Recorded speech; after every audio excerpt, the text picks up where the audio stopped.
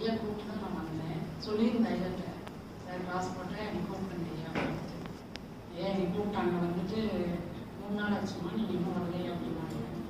எங்கள் மச்சானர் பொண்ணு இறந்துருந்தாங்க, அவனை பார்த்துட்டு வராங்க ஐயா அப்படின்னு சொல்லிட்டு எல்லாம் முடிச்சுட்டு பக்கத்து முடிச்சுட்டு வந்தேன். ஏதாவது ஹெல்ப்ஃபுல்லாக இருக்கலாம் அப்படின்னு தான் வந்தேன். ஆனால் ஐயா இந்த 5 வகையான தியானங்கிறது தெரியாது எனக்கு.